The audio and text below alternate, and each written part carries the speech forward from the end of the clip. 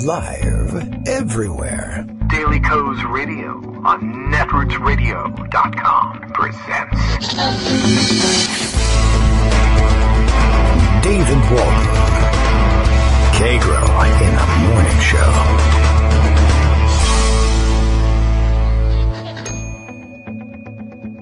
Now, here's David Waldman.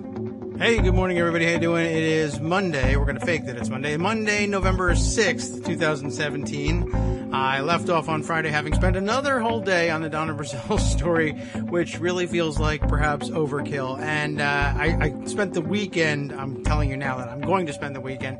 I spent the weekend thinking that maybe we had done some disservice in lingering on the story for so long, although I tried not to let it devolve into too much of relitigation, let's say, of 2016. I don't know how well I did with that one, and I tried not to bash people too badly for it, but we certainly shouldn't be letting it distract from other stories this much.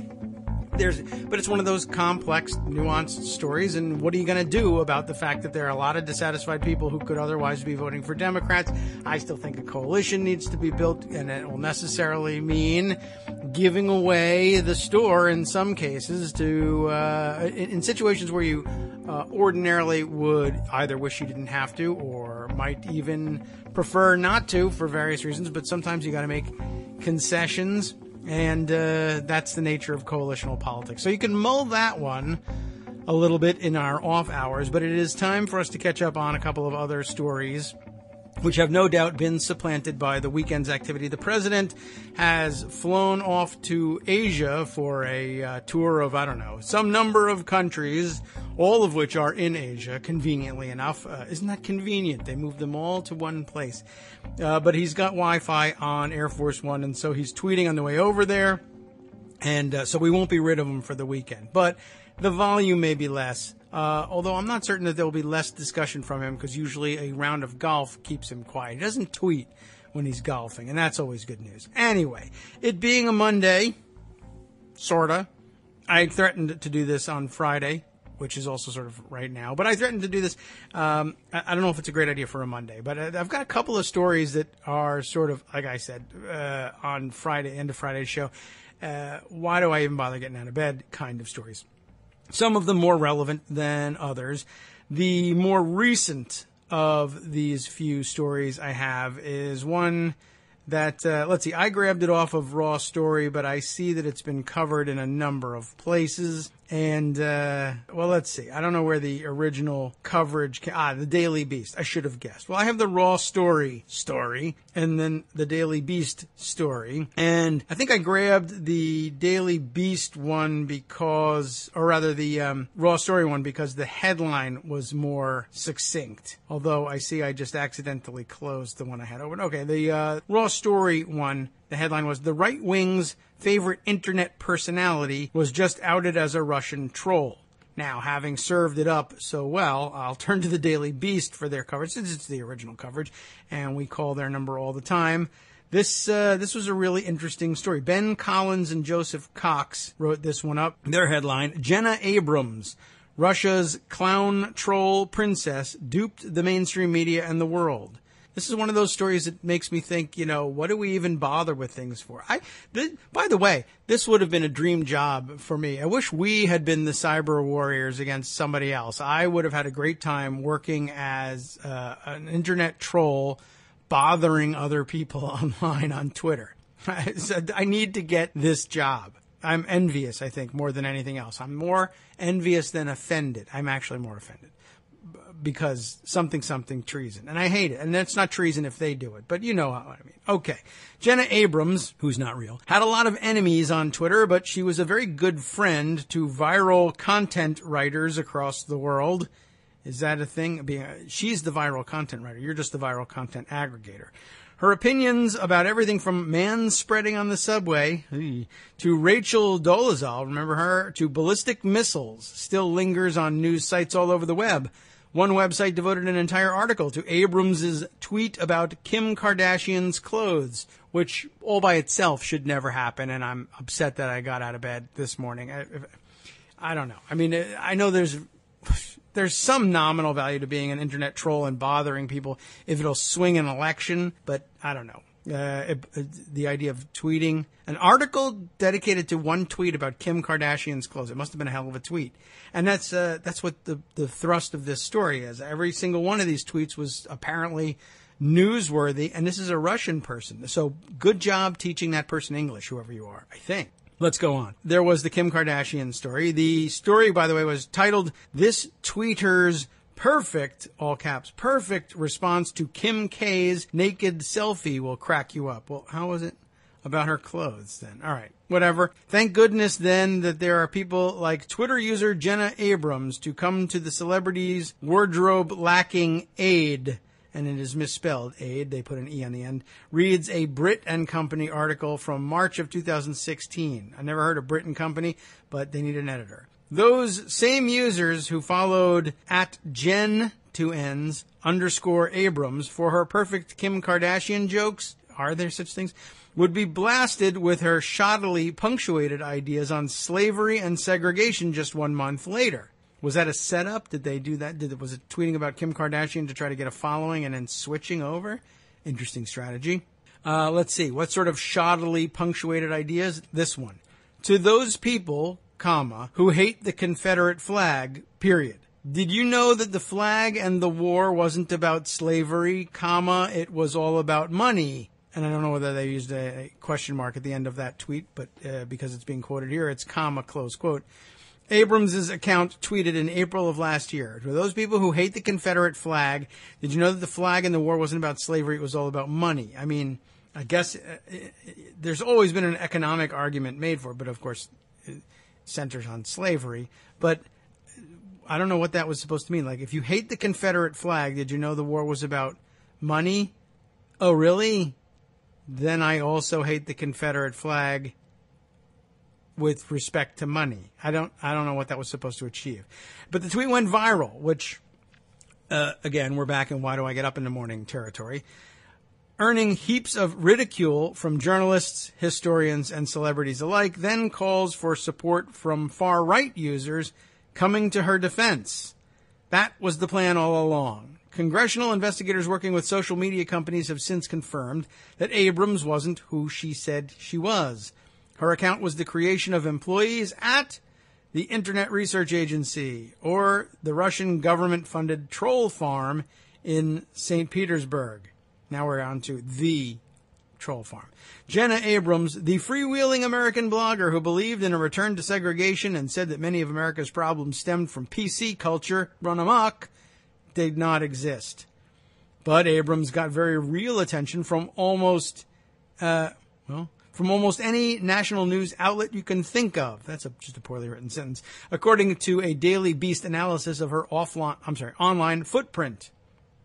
Abrams, who at one point boasted nearly 70,000 Twitter followers, why do I get up in the morning, was featured in articles written by Bustle, U.S. News and World Report, USA Today, several local Fox affiliates, InfoWars, BET, Yahoo Sports, Sky News, IJR, Breitbart, of course, Washington Post, Mashable, New York Daily News, Quartz, Dallas News, France 24, HuffPost, The Daily Caller, The Telegraph, CNN, the BBC, Gizmodo, my gosh, this goes on, The Independent, The Daily Dot, The Observer, Business Insider, The National Post, something I don't even know, Refinery 29, I don't even know what that is, The Times of India, BuzzFeed, The Daily Mail, The New York Times, and of course Russia Today and Sputnik.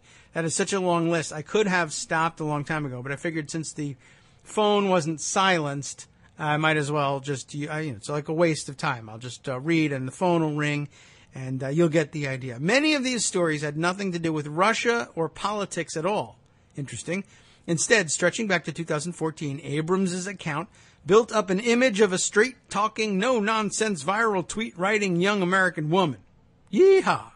I added that part. She was featured in articles as diverse as the 15 funniest tweets this week. I'll be the judge of that, thank you very much. To hashtag feministamovie proves why Twitter can't have nice things. That was the name of an article in which she was featured.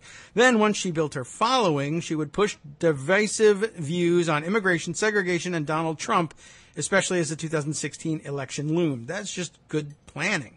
I did not know that they were really working the long game that way with these guys. Abrams' pervasiveness in American news outlets shows just how much impact Russia's troll farm had on American discourse in the run-up to the 2016 election, and illustrates how Russian talking points can seep into American mainstream media without even a single dollar spent on advertising. And there is an important point. Remnants from some of Abrams' most elaborate conspiracies and xenophobic opinions still remain in replies from celebrities sparring with or agreeing with her account. Roseanne Barr responded to one of Abrams' tweets on February 2nd, 2016, to call a common enemy pro-pedophile. Abrams' tweet earlier in the day about a Saudi Arabian Starbucks went viral, meriting pickup from The Telegraph and Russia Today, and even a response from Starbucks' corporate Twitter account. Barr elaborated in a tweet later in the month saying, Dems, Repubs, Libertarians, Indies, Greens, Black, White, Yellow, Red, all religions, I think yellow and red have fallen pretty much out of favor, are hashtag pedophiles. That's really super clear. Thanks, Roseanne. I really learned a lot there. Even Michael McFaul, the former U.S. ambassador to Russia and an expert in Russian propaganda, got into a number of Twitter spats with Abrams. McFaul responded to Abrams' posts in 10 separate months. You see? That means between February of 2015 and August of 2016. Before they knew the account was run by paid disinformation agents, Abrams' ahistorical slavery revisionism irked journalists and historians alike. Al Letson, the host of the Center for Investigative Reporting's Reveal podcast, received over 65,000 retweets and 153,000 likes when he refuted Abrams' incorrect Civil War claim. It's much easier to say the Civil War was about money when your ancestors weren't the currency, said Letson, whose tweet is still pinned to the top of his Twitter page. Historian Kevin Cruz's quote tweet of Abrams accrued over 41,000 retweets. No, the Civil War was about slavery, he wrote. Sincerely, historians.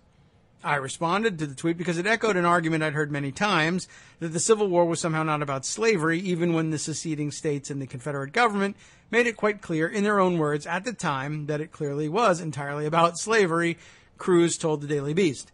That argument was echoed once again just this past week as White House Chief of Staff John Kelly claimed the Civil War was only fought because of the lack of an ability to compromise. Cruz said both Kelly's thoughts and the Kremlin-funded viral tweet that preceded it on Abrams' account are deeply at odds with the historical record. The Confederate statues across the South that Kelly and others in this administration now defend were a vital part of the lost cause myth constructed in the early 20th century to obscure the basic truths about the Civil War, he said. While the typical image of a Russian troll may be a hastily put-together Twitter account blaring out nonstop political messages, Abrams' account went to great lengths to simulate a real American person who existed outside of Twitter fights and amplifying racist disinformation. Her Twitter account was created back in 2014. She had a personal website, a Medium page, her own Gmail, and even a GoFundMe page. When the Daily Beast attempted to email Jenna's email address, jennaabrams@gmail.com. And by the way, yes, there are 3 N's in Jenna Abrams. Her Twitter bio read. An automatic reply from Google stated that the account that you tried to reach is disabled. Google refused to comment when asked if the company had pulled the account for its ties to the Kremlin troll farm. One of Abrams' earliest media mentions came well before the 2016 election in a June 2015 BBC article that aggregated Twitter users' feelings about women choosing not to shave their armpits. That's super important. Later that year, British newspaper The Telegraph picked up one of her Twitter jokes about punctuation. I don't know if it was a joke. It was just poorly written. But in the run-up to Election Day, Abrams' account and the people who were in control of it became much more political. In September 2016, Abrams wrote a now-removed Medium post titled, Why do we need to get back to segregation? And a quote from that: "Humanity has gone full circle. Never mind how many activists of any color died to get rid of segregation and fought for inclusion. Black people want it back. 100% free people made their choice, and their choice is segregation," Abrams wrote. Okay. I mean, was that supposed to pass for an American person saying that? I guess so. She also posted a summary of former FBI Director James Comey's public testimony, writing, "Comey admitted Hillary is a liar," plus a picture of black and green olives mocking the Black Lives Matter movement. Oh, I see. CNN subsequently picked up that photo. This sort of content seemed to become Abrams' niche, and it tended to accrue the most replies and shares. Her Confederate flag tweet was among her most viewed posts, with a slew of journalists, commentators, and other high-profile Twitter users catapulting Abrams' rhetoric to new heights. Even if those users were attempting to engage or argue against Abrams' views, they likely did not know that, in fact, they were manufactured opinions of a Russian manipulation factory. When Abrams joined in with an anti-Clinton hashtag, the Washington Post included her tweets in its own coverage. One outlet used an image of a terrorist attack sourced from Abrams' Twitter feed. As the Daily Beast reported on Wednesday, Michael Flynn Jr. retweeted Abrams at least once in his 30,000 plus followers shortly before the election. Still, Abrams went to great lengths to tell most people that she was not a Trump supporter, just a real person with an email address who wanted Americans to send her a message.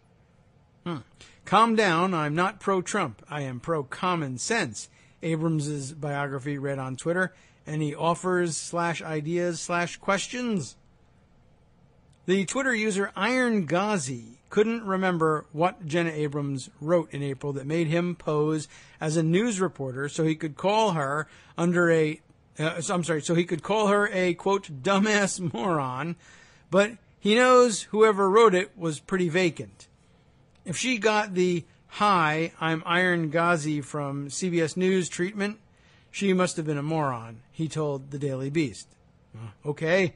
It was Abrams' Civil War tweet that prompted this reply from Iron Ghazi, which racked up over 1,000 retweets and 5,600 likes. "Hi, Jen. I'm a reporter with CBS News, and I'm doing a story on dumbass morons." It read, "Do you mind if I feature your tweet and avatar?" Iron Ghazi, who declined to give his real name for the story because when you make people mad online, they tend to try to find you for some reason, is a notorious Twitter troll in his own right. In his most viral tweet, he shrank every continent with Photoshop to make them fit inside a map of the USA so he could illustrate, quote, "just how vast our great nation is," unquote. And I guess Iron Ghazi, that's the real Twitter address, and I guess the identifier he has in there at the moment that they captured this embedded tweet here, the Lego couch guy. I'm not really even sure what that's supposed to mean. In other words, though, one of Twitter's most infamous American trolls has been out-trolled by a state-sponsored Russian influence operation. Now, over a year later, he says he didn't suspect a thing. From one troll to another, Iron Ghazi thought Jenna Abrams, the sometimes funny, often stupid, always angry American, was a natural. The key to being a good troll is being just stupid enough to be believable, keeping in mind that the ultimate goal is making people mad online, he said. To that end, this Jed Abram, I guess he meant Jen Abram, account succeeded. He then clarified that the misspelling of Abrams' name was intentional. I don't know why that would be funny, but okay, there it is. So, like I said, not that I wouldn't take this job, but you wonder what's the point of getting up in the morning and trying to figure out what's actually going on in the world if it's like you could just be a total fake. And there's a lot of that out there. And I know I've got another couple of pieces here that certainly could speak to the troll farm issue, but I thought I might shift gears just a little bit because my mind immediately goes to another "why do we bother" getting up in the morning story that I think you'll find it interesting. It's political in nature too, but it doesn't have anything to do with the Russian troll farm stuff. So hang on a second, I'll go grab that one. Okay, so just for a slight change of pace, still staying on the theme of why the hell do you bother getting up and doing right each day? It's still political, but it's not really directly connected to Trump. This from the Billings Gazette, Billings, Montana, the deans of post-truth politics. They are from, I guess, a town in Montana known as Havre. A Havre couple running in opposite U.S. Senate primaries brings disjointed backstory. That's to say the least. Okay, let's see how much of this we can get in before the break. Montana's post-truth political power couple set the hook early. By the way, our writer here, Tom Luty of the Billings Gazette.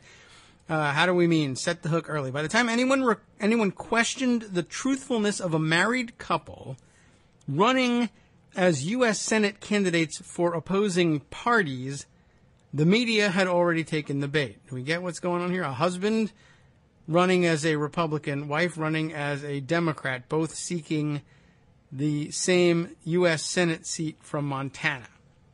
William James Dean, really, James Dean? Not really, you'll find out. William James Dean and his wife, Sarah, have an unlikely story. James, the Republican financial advisor, and Sarah, the Democratic fashion designer, this month set out to race through the primaries and meet on the ballot next November. They did their coming out interview together in their local Havre newspaper. The Associated Press picked it up a few days later, and then television.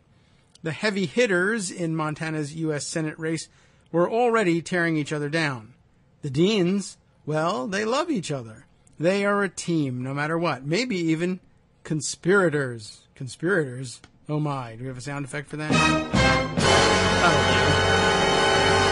Another Republican has announced he's running to unseat Senator John Tester this year, and his wife is challenging Tester as a Democrat, reported one broadcast, which described the couple as first-time candidates. By the way, how convenient is that? You got one person to run the strategy for trying to tear down the incumbent Democrat during the primary, and that won't work, but it plants the seeds for the Republican to follow up later and hit the same themes. It's almost as if they had in mind the way the primaries and then the general election ran this last time around in 2016, if you know what I mean. Anyway, moving on before we get in too much trouble.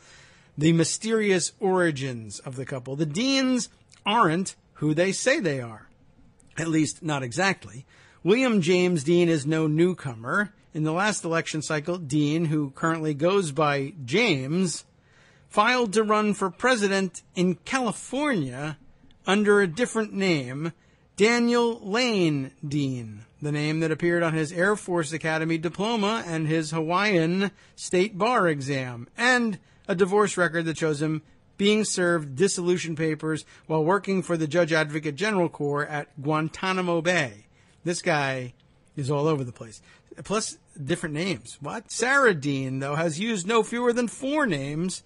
That's sometimes, understandable, but maiden names, etc. But each one is affiliated with an online business or a Christian ministry, a collection of children's books, or a crowd-funded charity. All right, let's keep going. There is little verifiable truth to much of what they have said. And they promise, as politicians have come to do, that the proof to any unanswered question today will be revealed later.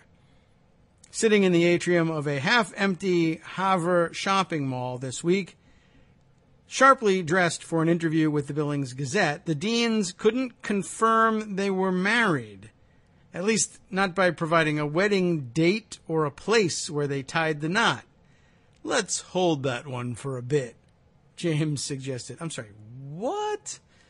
Let's hold that for a bit? And they didn't ask for, the wedding the license, the marriage license or marriage record. Just, where did you get married? When? Let's hold on that. Let's hold that one for a bit. Sarah says, we were together for a long time before we did, but... And just trails off. James, so, Sarah, we are married. Ha ha ha. laughs. It's just no. We are married. We do have our wedding rings on. That's not really what we're looking for. James says, we had to?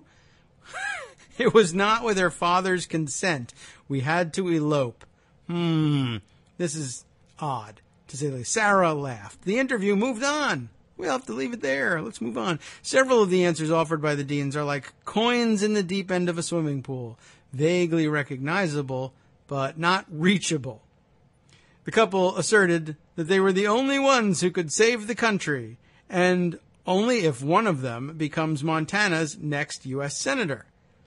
The political boast resembles one Donald Trump used to win the presidency. Oh, look, there he is in the story again. I'm the only candidate in the country who has any chance of getting their agenda actually implemented in the United States. That's it. I'm the only person, William James Dean said. There's nobody in the United States to solve the problems we have facing the country. Now, even if that wasn't, overly ridiculous braggadocio on his part. What does that say about his wife, by the way? Not only am I great at coming up with these solutions, but my wife is totally unqualified for this job.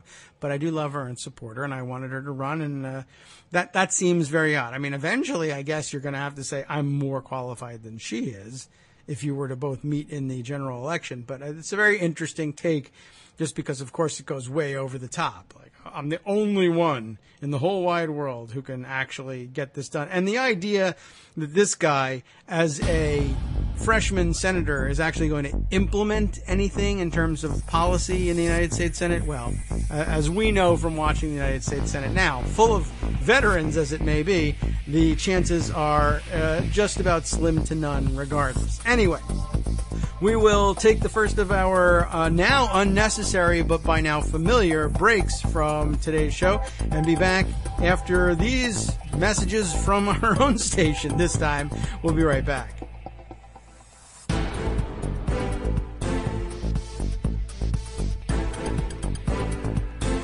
Welcome back now to the Kagro in the Morning Show here on Netroots Radio, and we hope we've timed everything out correctly here.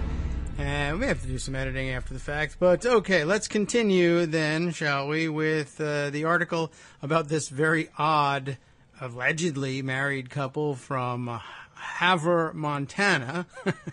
I'm the only candidate in the country, he said, who has any chance of getting their agenda actually implemented in the United States. I think there's very little chance of that.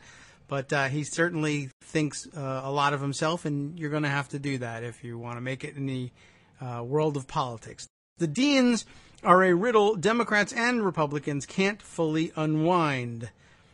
When we heard that a husband and wife were challenging Tester on opposite sides, I think everyone was surprised and almost wondered if it was a joke, to be honest, said Jacob Bachmeyer, a Democrat in Hill County, where Havre is the county seat. Not a lot of people in Hill County really know them. But it's one of those, I'm sure it's one of those places where nobody knows anybody because it's a gigantic town. It's about 10,000 people in Havre, okay? It's hard in Havre to escape being known, the paper here says, at least by someone who knows someone else. It's a high-line railroad and small college community of 10,000 people, less than a 45 minutes drive from Canada. You can walk Havre end to end in half an hour, even quicker if a Chinook is pressing at your back, just to throw a little local color in there. When Bachmeyer first heard about the Deans, he suspected Sarah would challenge him for his House seat in the Montana legislature. Still a teenager, that's an interesting story all by itself, Bachmeyer is the youngest serving legislator in Montana history. Sarah Dean describes herself as a millennial candidate. He didn't suspect Sarah Dean was taking on Tester, a Democrat and two-term incumbent senator with an $8 million campaign war chest. Andrew Brecky thought something was up when James Dean walked into the Hill County Republican Central Committee member's insurance office to make introductions. Dean, a 38-year-old Air Force veteran, looked like a salesman with his shiny black shoes, dark suit, and high and tight military haircut. When Brecky asked Dean what the candidate did for a living, the answer was too long. If I ask you what you do for a living and you explain it in 2 minutes and you never shut your mouth, I'm skeptical, Brecky said. And you know what? I guess I'd have to be too. That's a good way of putting it. That's a good rule of thumb. The stories the couple told to their respective parties weren't exact matches to the ones they have told in the past. Uh-oh. Sarah Dean described herself as a Chicagoan, an entrepreneur from the age of 15, whose family arrived in Havre in 1999 in search of a rustic butter churn existence. I don't know whether they got that there. A butter churn? Okay. During the financial crisis in 2008, she used the remaining curtains in her house, along with the scrap fabric, to start a fashion business. Her campaign website bio reads, the fashion capital of Havre, Montana. She claimed to have been written up in Vogue and Glamour magazines as a trendsetter. The dress from drapes anecdote resembles Scarlett O'Hara's ball gown scene in Gone with the Wind. Yeah, it kind of does. I mean, did she just rip that off from there and put it in there? I'm not certain why that gets inserted in this piece unless that's the insinuation. But it's put very oddly, and she doesn't say that it sounds like it. Hold on a second. I'm going to take a look at this article here and take a closer look. This is very weird. And this article is disorienting. It's making me lose track of what is actually being said here. Okay, no. So, okay, it's not in her bio that it resembles the Gone with the Wind story. This is the writer mentioning that it resembles the Gone with the Wind story, which it does. Although, now that I take a look at the website for Priscilla Dawn, I don't see anything in the bio about making a dress from curtains. Maybe she got rid of that? I don't know. Very strange. Like I said, disorienting. Anyway, let me continue with the article. In person, Sarah Dean describes a much more disturbing upbringing. One in which her famous music producer father, who Sarah won't name, I was just going to be like, who's that? Well, he's a famous music producer. Who? I won't tell you. Okay. Well, he relocated his wife and 8 children from Chicago to Montana, where he intended to set up a child labor camp. Not a music production facility, but a child labor camp. Sure.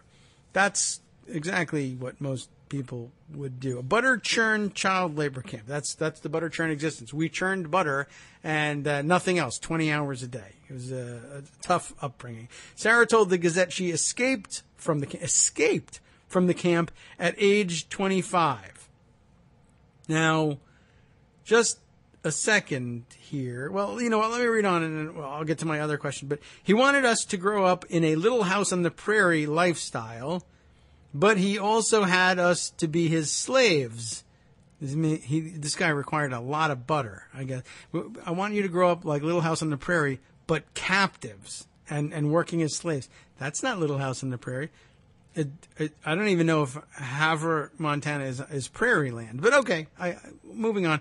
He wanted to build an empire, a butter empire, because there was 8 of us kids.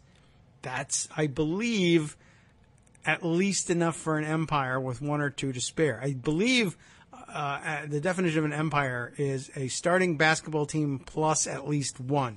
So they make it. How the hell do you start an empire with 8 butter churning slaves in Montana? It's a crazy empire. Okay. Well, I thought briefly there about experimenting with our new broadcast radio free format and letting fly just a little bit. But you never know when these episodes might be used for a rerun on some other station. So I guess we ought to keep things civil. Okay, so the 8-kid butter-churning Montana empire has been established. Sarah Dean says, I escaped. I know my older sisters escaped, but a lot of them are fractured and they're all over. So everybody's escaping from this slave camp with no fences and lots of butter churns, I guess. This is the interesting thing I was thinking about here was he moves them to Montana. I mean, there is a little break in between that says that the stories don't add up. That's clearly true. But let's see. So she describes herself as Chicagoan, an entrepreneur. Family arrived in Havre in Havre, I don't know how they say it, in 1999. He sets up a child labor butter churning camp, and she escapes. And now hold on. She escapes to where? Havre, Montana. A town of 10,000 that you can walk from one end to the other. What did they say about the Chinook wind? Remember? Dang, I missed it there. You can walk from end to end in half an hour. 10,000 people. Everybody knows one another. She escapes a child labor camp and stays in town. So I have a feeling that maybe the child labor camp story is the more likely of the fake ones. Besides which, even in Montana, you can just buy butter at the store. Anyway, Sarah was unable to provide contact information for her siblings. She did say they were all over the place. Or say exactly where the family was holed up in Montana. 2 hours north of Billings is as close as Sarah could come to nailing down the location of her family encampment. Oh, okay.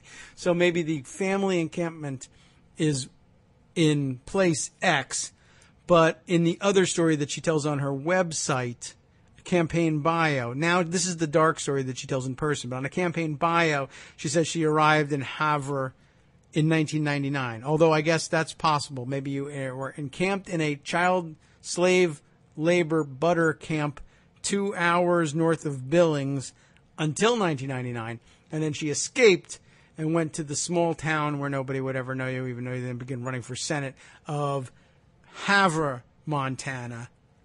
And then cross your fingers that you never caught up with. Okay, whatever. Parts of her story turn up on the website of Priscilla Dawn, a seamstress name that Dean uses to market dresses online. I was not aware that seamstresses likewise took pseudonyms, like pen names. That's a name, a thing I understand. You know, you're writing under a different name, a pseudonym, a pen name, a seamstress name, a sewing machine name, a needle name. What do you? Okay, so like a stage name or a business name. I'm doing business as Priscilla Dawn. Okay, sure, but just a little odd and a little difficult to explain, and it's going to take you over the 2-minute mark. Weird. Okay, so she was marketing her dresses online, which is not weird, but under the name of Priscilla Dawn, which is a little unusual. She's also penned and illustrated children's books as Priscilla Bayer, B-A-E-R. Titles Saul the Salamander and That Dog Named Sherry are listed on Amazon. So Priscilla, yes, but what was the other name? Dawn. Priscilla Dawn, no. Oh, I'm sorry. She's Priscilla Dawn Bayer in the author listing here that's embedded in the story, I guess, from Amazon. So Priscilla Bayer, Priscilla Dawn, and also Sarah Dean, and also butter churning slave. All right. Moving on, if you can believe it or not. Another Dean website. Oh, my God. Another Dean website. Compose yourself. Bride of Christ collection. That just sounds like I'm a seamstress. Really, Sarah, that's interesting. Where would I have seen your work? Well, you would have seen it on the website of Priscilla Dawn. Oh, do you sell your dresses to Priscilla Dawn? No, I am Priscilla Dawn. You are, really, because I would have thought you would maybe use your name, Sarah Dean. No, I have a seamstress name because I need to stay anonymous because I was, someone threatened to sew me to death. What? I don't know. All right. So, but it sounds like, would you like to see my dresses? I don't know, man. I think maybe not. Oh, come on. Let me show you just one. All right, fine. Here, show me your best one. Okay, are you ready? Don't laugh. Here it is. And then you go, Bride of Christ. I can't believe that's a dress. You made that. And then you vomit. I don't know. This seems like a crazy story to me. But at the end, there's a lot of fresh, homemade, straight from the farm butter. That's important. Okay. Another Dean website, Bride of Christ collection. It's a collection. Bride of Christ. Don't ever show me anything like that again. Well, I have a whole collection to show. Oh, my God. Bride of Christ collection sells wedding dresses, naturally, by, ready? Pastor Victoria Dawn.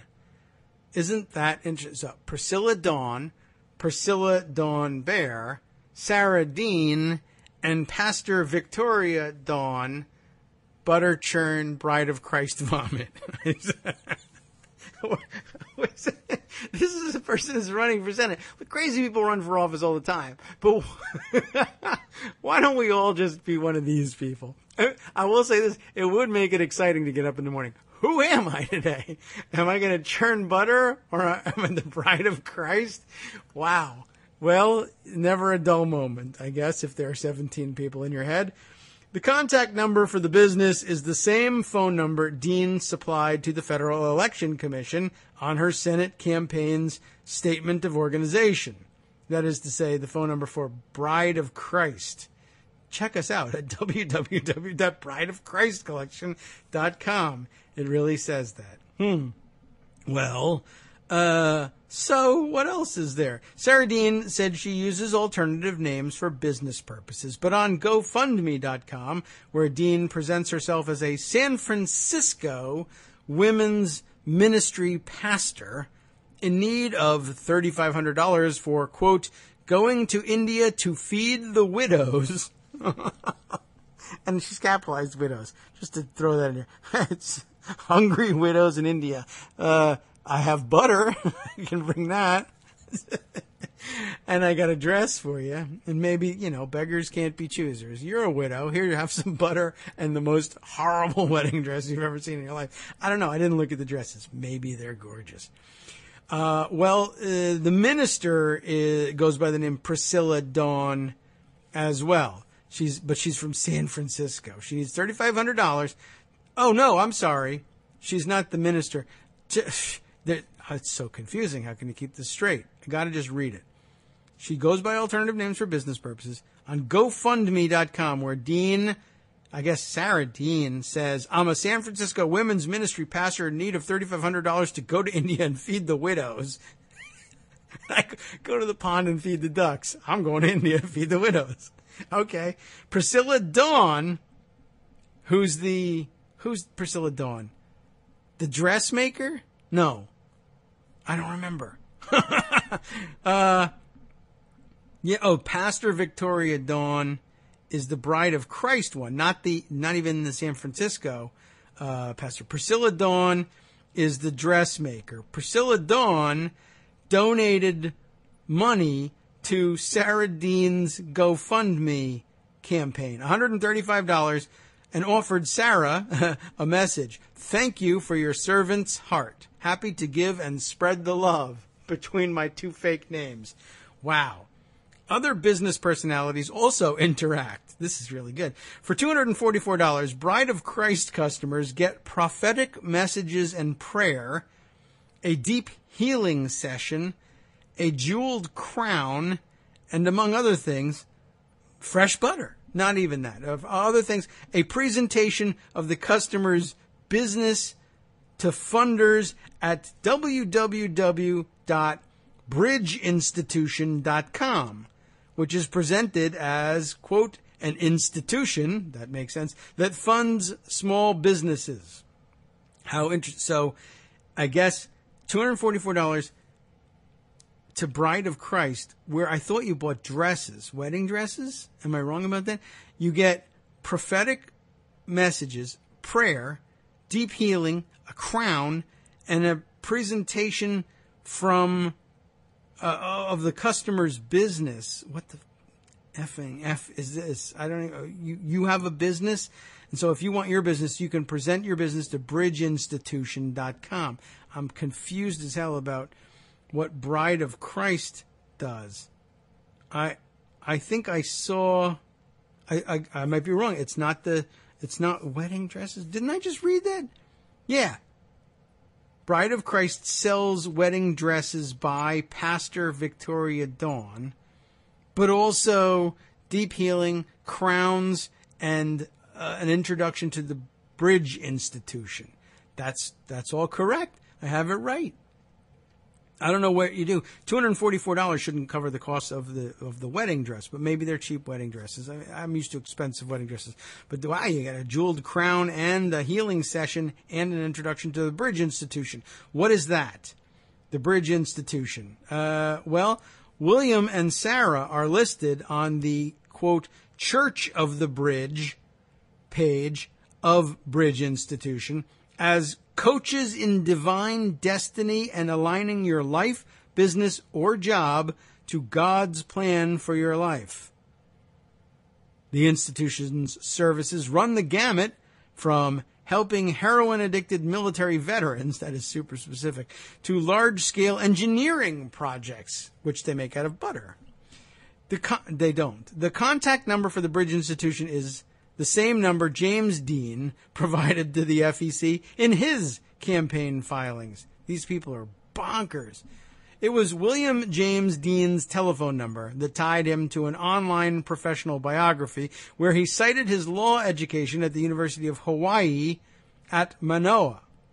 But Dean's law school accomplishments are credited to Daniel Lane Dean, a name the candidate acknowledged is his.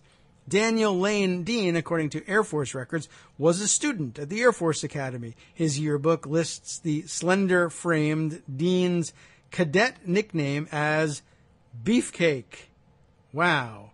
His hometown is listed as Vancouver, Washington. So, I mean, he's a skinny guy, calls himself, I assume, Beefcake, although maybe that was given to him ironically. Everyone should know my nickname is Beefcake, and I'm the only person who can solve the problems of the United States. Apparently with surplus butter. Oh, I'm sorry, that was the wife. But I don't know. Maybe she didn't carry that over into their marriage. Dean received a medical retirement in 2013, according to the Air Force.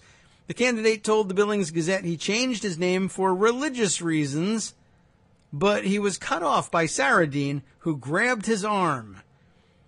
And then she says, I just didn't like it. She doesn't want him to say that she changed his name for religious reasons. Honey, that's too crazy. Don't tell the change your name for religious reasons story. Let the butter churn bride of Christ lady explain the sane reason you changed your name. And this is it. I just didn't like it. I didn't like his name because they called him Dan. And I just didn't see him as a Dan, Sarah Dean said. Now it's all starting to make sense, right? No, it's not. And he thought that it was because I didn't see him as a Dan. And he thought that it was because I prayed about it and I got an answer. But no, I honestly wanted him to be a William.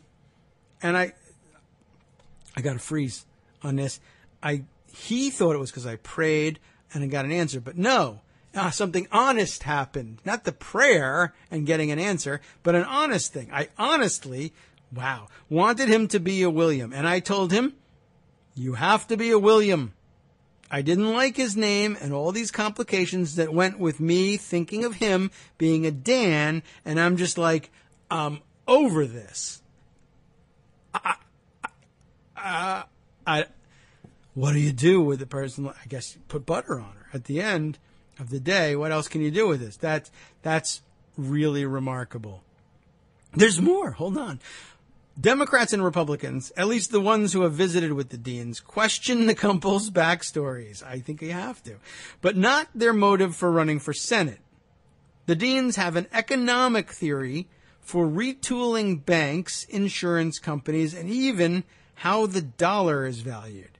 Advancing that agenda is the couple's stated priority, and partisans don't doubt it. Interesting. Does it hold any water? I don't know. Initially, I thought it was a scam. Never a doubt. But I don't believe that after meeting him face to face, Brecky said. Amazing.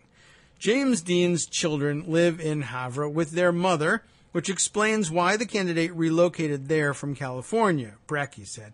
James Dean speaks clearly about his economic platform. Thank God. Somebody will.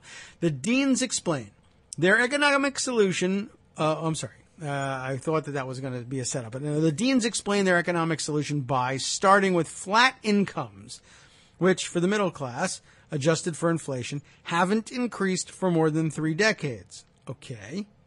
Consequently, people rely on credit to buy things, which enslaves them in debt. The banking and securities theme targets both Tester, as a senior Democratic member of the Senate Banking Committee, and State Auditor Matt Rosendale, an early Republican frontrunner. Rosendale regulates securities as auditor. All right. I don't think that puts him squarely in the target, but okay. Debt itself creates inflation, and debt itself creates asset bubbles. All right. Any solution to financial crisis has to go directly to the root of the problem, James Dean said, which is the debt. And you can't regulate debt. You have to make it different. So we're not just criticizing bankers. We have an entirely new financial system. All right. And it is? I don't know. And the Deans cannot roll out their financial plan without getting elected, Sarah Dean said. We have to find things that we love to do and we're passionate about, Sarah Dean said. Okay, but what about the financial thing? We do a lot of that and we get paid for that. Instead of taking jobs where we're what I call stuck in a veal pen and we're sitting there because we have to pay our bills. We have to put food on our tables and we're becoming slaves. We have been devalued. Okay, that makes some sense. So then your economic plan is... I'm sorry, ladies and gentlemen, that is the end of the article. And I'm sorry because that's really one of the more entertaining things I've ever read in my life. It might be that he might actually not be a cuckoo, but she appears to be like, I don't know what, man. I mean, maybe she really did come from a damaged background in a weirdo home, but she is not exactly got it together in this article, and not just because she has multiple names, but I don't know, she can't seem to articulate it, but neither can he. I mean, it's his economic platform and he doesn't do any better of a job explaining it. She's more entertaining in not explaining what the platform is. He's boring but also doesn't explain it. So I don't know, I like her better, but I think she might be slightly bit more cuckoo in all of this. Anyway, I just thought that was weird. Has almost nothing to do with Donald Trump, except that I guess in the era of Donald Trump, you have to wonder whether either or both of them actually have some chance of even making it through the primary. And I mean, if Donald Trump is any guide, she's the one that ends up winning. She's going to unseat Tester and beat her husband. So look out for it. And then after that, it's free butter for everyone. Socialism. So, speaking of political idiots who can't make themselves understood and cannot explain their own agendas, Donald Trump, President of the United States, has a similar problem. Let's see if I can't squeeze one of two fantastic tweets I saw about Donald Trump and his inability to express himself or make a statement that means anything. Over the past couple of days, Daniel Dale, who always has great stuff on the president, had this description or this transcript of the president trying to describe the tax plan, which I guess is actually out now. But before it had been written and released, we had only the president's word and occasionally the word of some people on Capitol Hill about what was going to be in it. And, of course, he knows nothing about anything, and he cannot speak to policy. So this was a quote. I don't know. He shared this one the other day, November 1st. And this one was just astounding. And I guess only Trump can really give expression to it. He's asked about the tax plan and his process of passing it. In the House, I must tell you, they have been working really hard. And they're coming up with a great plan. And the Senate is coming up with a great plan. And they're going to be put together. And something is going to come out of that will be, I think, really, really something very special. Again, we're doing Senate and we're doing House. And it's put together. And then we have our beautiful new tax cuts and reform. And I think it will be very special. I mean, astonishing, really, that this is an adult speaking about the legislative process. We're going to do the Senate and we're doing the House. And once again, I just want to remind you, we're going to do the Senate and we'll do the House, and then they'll put it together, and then we'll have what? What do we have? We have our beautiful, very special new tax cuts and reform. It will be very special. I just got to tell you that they'll be doing it in the House and then again in the Senate. That's my proof to you that I know exactly what I'm talking about. I understand the legislative process. You do the House, and then you do the Senate, and then you put the thing together, and then the beautiful special thing happens. When a House and a Senate love each other very much, you put them together, and they do the special thing, and then something very beautiful comes out. Ladies and gentlemen, I wanted you to know that I knew that, and I wanted to share it with you. Not very many people know that I know, but I do know, and now you know that I know. And then we all know the thing where the things get put together and beautiful, special things happen. That's it. He's literally the President of the United States. I mean, I don't have anything else to add to that. I have another excerpt, of course, but we are coming up to our next break, and that means it's time for us to start our little outro music. And, well, let's see. I got this piece I can introduce to you. I saw from a tweet by William Legate. Who is William Legate? Well, we'll tell you a little bit more after the break, but I'll give you his identity. I have to look it up in the meantime, so I'll take time in the break to do that. We'll tell you who William Legate is, and we'll read you this really amazing sentence that people picked apart elsewhere after this.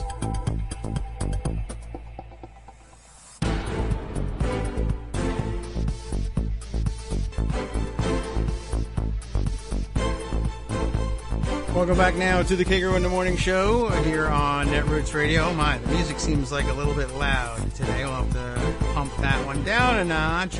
William Legate, we were telling you about. Thank you very much. William Legate, you know what? I don't know if I certainly don't recognize the name, and I just had to look up the Twitter bio to figure it out. I mean, and it's one of those bios that doesn't tell you anything. I make things. Seriously, as an entrepreneur, programmer, I do learn a little bit from this. Studying artificial intelligence in the hands of 7.5 million people. Don't know what that means. 13, meaning 2013, Steele Fellow, and blocked by the POTUS. So good enough. 112,000 people follow him, and they can't all be wrong, I guess. Anyway, William Legate grabbed this sentence, and I don't know where he grabbed it from, although I found the entire sentence in a Slate write-up of the situation. And I am in agreement here, and I think I mentioned this the other day. Legate puts it this way, his comment on this sentence: every Trump interview should only be released in transcript form so that everyone can see how dumb he truly is. And I think you'll probably agree. And he got a screen grab, and he couldn't fit this whole piece, this whole transcript that he was talking about, and it was just the answer to one question. In fact, it's one run-on sentence, and he couldn't screen capture the whole thing. I went to look it up because I could see that it trails off in mid-sentence, and the place I found it first was at Slate, and it's written up under the headline of "Help Us Diagram This Sentence" by Donald Trump, and I just don't think it's possible. But it goes on to say that this thing that appears below is one single 90-second sentence, apparently. I guess it took him 90 seconds to get out. It's going to take me, of course, an hour and a half to get the thing out. But I don't even know. Do they set this up? Do they tell you what he's talking about? By way of background, let's see. We've posted a video of Trump speaking the sentence. And then it says you'll find the written text. If you refuse to be stumped by Trump, send your best diagrammatic efforts in. And they really want it over at the Political Gab Fest podcast, I guess. But you should see this sentence, and you can. But you should hear this sentence. That would be even more important.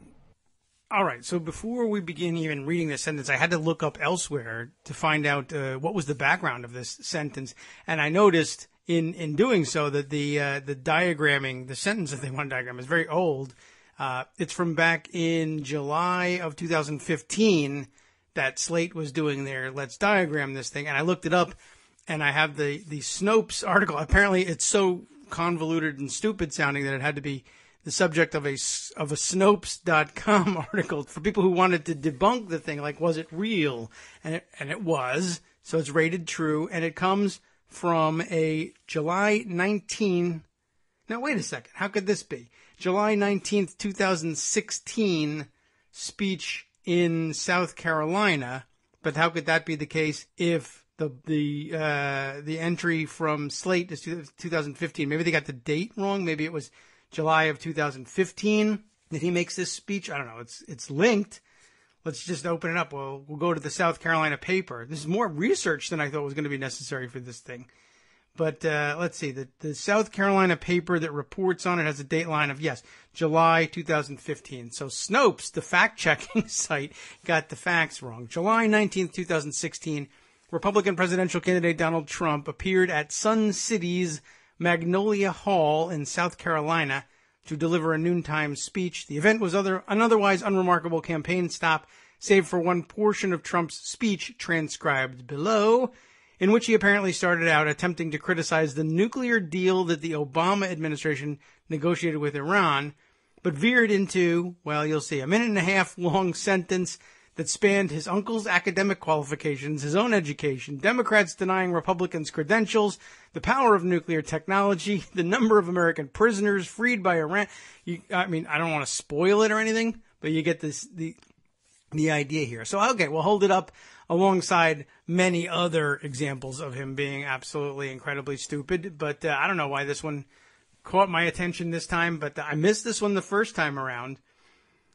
And so here he is. I guess they're asking him about the nuclear deal. Look, having nuclear, and I guess here he wants to justify his own views of nuclear weaponry by discussing the fact that his uncle was an engineer. Look, having nuclear, my uncle was a great professor and scientist and engineer, Dr. John Trump at MIT. Good genes, very good genes. His uncle would, of course, have nothing to do with it. But okay, anyway, I don't know how it was in their family, but okay. Okay, very smart. The Wharton School of Finance, very good, very smart. You know, if you're a conservative Republican, if I were a liberal, if I ran as a liberal Democrat, they would say I'm one of the smartest people anywhere in the world. It's true. But when you're a conservative Republican, they try. Oh, do they do a number? That's why I always start off, went to Wharton, was a good student, went there, did this, built a fortune. Didn't build a fortune, of course. You know, I have to give my, credentials all the time because we're a little disadvantaged. Imagine the Trumps are disadvantaged. Okay. But you look at the nuclear deal. Back to the nuclear deal. The thing that really bothers me, it would have been so easy, and it's not as important as these lives are. Nuclear is powerful. My uncle explained to me that many, many years ago, the power, and that was 35 years ago, he would explain the power of what's going to happen, and he was right. Who would have thought? But when you look at what's going on with the 4 prisoners, now, it used to be 3, now it's 4, but when it was 3, and even now, I would have said, it's all in the messenger. Fellas, and it's fellas, because, they haven't figured out that the women are smarter right now than the men. So, it's going to take them about another 150 years. But the Persians are great negotiators. The Iranians are great negotiators. So they just killed us. And that's the end of the sentence. And I don't know if you missed this one the first time around like I did, but if not, then I guess it brings back memories for you. If so, then I guess you just vomited, as I did. I mean, I understand. It's funny because my show is a lot like that. I can feel when this happens in the show where I say, oh, that gives me another thought. But I try to come back and complete them all. I don't do it all the time. I feel, is it hypocritical for me to be criticizing him for this? No, because he's a lot dumber, I think, than me. And if he completed the thoughts, they would be stupid. And so that's the excuse I'm clinging to. Why not? Anyway, I just thought that one was astounding, and alongside the other one, where he still, to this day, is explaining, we're going to go to the House, and then we're going to have the Senate. And in the House and the Senate, they're going to get together, and they're going to do something beautiful. And it has gotten no better, and possibly far worse. Okay, so shifting gears once again, I want to get back to something that we discussed, some point last week. I don't know if we did it on Friday or earlier. I shared a highly recommended diary that was over on Daily Kos that raised some weird questions. At the outset, I thought some serious questions. Although as I recall, by the end of the article, I don't know whether I expressed it adequately on the air, but I had some definite doubts about whether or not this thing had been sussed out enough to really make any substantial claims. It felt like there was really something missing at the end, but this was the article or the diary by Keith Pickering that we read last week. Hundreds of Trump Organization's secret subdomains hosted in Russia. And remember, that was very surprising, of course. And then the fact that some of the subdomains which were empty had been tagged with URLs that were sort of expressed in that elite hacker speak, that weird, stupid misspelling, intentional misspelling of everything. And it was unexplained, and we didn't really get around to, in this diary, it just wasn't there, explaining, well, what would be being done with all these things. Although there was a great theory, and the theory that I thought was strongest about these empty domains that were hosted in Russia was that they could be used to transfer email more or less without detection of the standard sort when you're subpoenaing people's emails. But it didn't establish anywhere in the diary that they had been using it for such a purpose, but it was worth taking a look. Well, that has since been at least partially debunked, or at least the whole thing has been partially explained by a report in, which I have here from The Hill, but which was written by reporters at the Associated Press, and maybe I can click over to the original article here. Oh, it's on ABC News, so it'll probably start trying to play me some audio or some video along the way here. Okay. But the Hill piece I had put aside for clarification, and it seems actually this was taken up in another diary that's very much trafficked over the weekend. And as you know, I'm time traveling through this weekend in order to bring you the Monday show. So it was a little bit of recording on Friday, a little bit of recording on Saturday, a little bit on Sunday as well. This is actually a Saturday, November 4th piece. So in the future, for those of you who remember me beginning the show on Friday, November 3rd, but in the past, for those of you who are listening, and that would be everybody, at a date of November 6th, Monday or later, Bob Johnson on this piece. Daily Kos spreads fake news. You know how Bob Johnson likes to be. But it's not Russian trolls at work, it's us. And as it happens, he is concentrating on a report, that I had already put aside over the weekend for us to clarify things with. I took the November 4th piece from The Hill, and that leads us to a report from earlier in the day from AP. Which one should we check in with? I guess the original reporting on this one. 4 years ago, AP being covered in ABC News here. Although, if I'm giving credit to ABC News, I might as well read the Hill one. But okay. 4 years ago, well before the furor over allegations Moscow meddled in the 2016 election that put Donald Trump in the White House, at least 195 web addresses belonging to Trump, his family, or his business empire were hijacked by hackers possibly operating out of Russia, the Associated Press has learned. The Trump Organization denied the domain names were ever compromised, and it's a little stupid at this point, but a review of internet records by the AP and cybersecurity experts shows otherwise. And it was not until this past week, after the Trump camp was asked about it by the AP, that the last of the tampered-with addresses were repaired. After the hack, computer users who visited the Trump-related addresses were unwittingly redirected to servers in St. Petersburg, Russia, that cybersecurity experts said contained malicious software commonly used to steal passwords or hold files for ransom. Whether anyone fell victim to such tactics is unclear.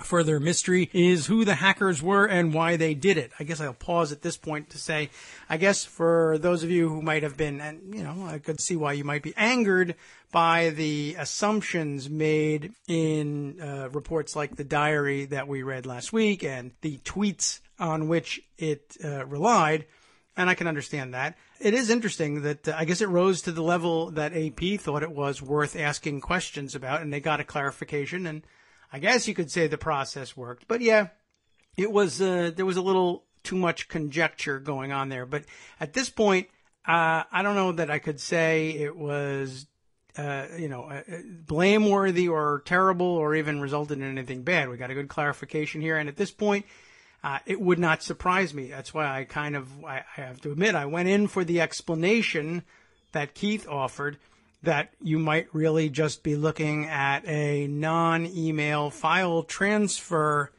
kind of mechanism being set up so that information could be exchanged between the Trump organization and entities in Russia without any traceable email left behind.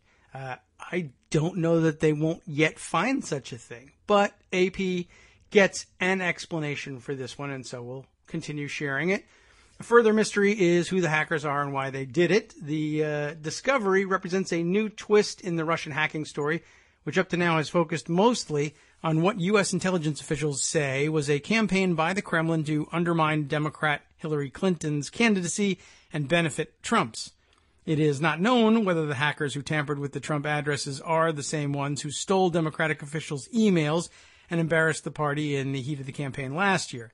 Nor is it clear whether the hackers were acting on behalf of the Russian government.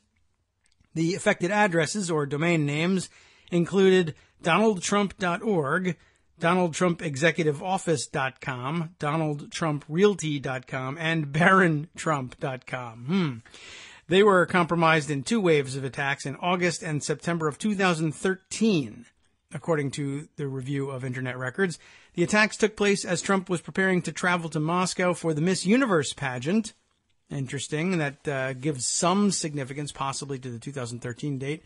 That was held on November 9th, 2013 at a property owned by a wealthy Russian real estate developer. That's the Agalarovs, right? Yes. Do keep that in mind. Many of the addresses were not being used by Trump. Businesses and public figures commonly buy addresses for possible future use or to prevent them from falling into the hands of rivals or enemies. The Trump Organization and its affiliates own at least 3,300 domain names in all. That wouldn't be unusual at all. I guess what would be unusual is not to monitor them for malicious attacks, although I don't know what the protocol is for things like that. I imagine that at larger, better organized companies, they do have a protocol for making sure that none of the domain names they own or maintain are compromised. The Trump Organization likely has nothing. They went as far as buying them to prevent cyber squatting and then forgetting about them. And I don't know, as an individual person who's never dealt with anything like that, it's hard to blame them. But as a large corporate organization, I guess I would say you guys suck at computer security. And, of course, I guess if there's any relevance to this story at all, it's that while Donald Trump was running around screaming about Hillary Clinton being terrible at cybersecurity, he had already been hijacked for several years and didn't even know. Not that anything happened, but not that anything happened with Hillary Clinton's server either. But okay.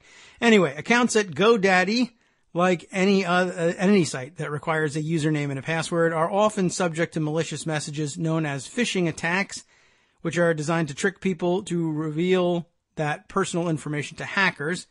Computer users who entered or clicked on one of those Trump addresses probably would have had no idea they were redirected to servers in Russia.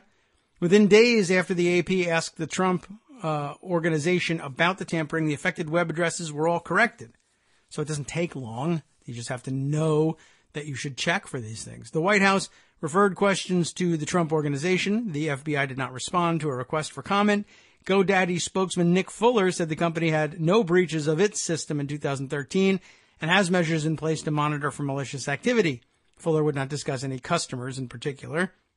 Some cybersecurity experts said there is an outside chance that the tampering was a probe, an attempt to test security for an eventual effort to gather information on Trump or his business dealings, but those experts were only guessing. Thank you for telling us.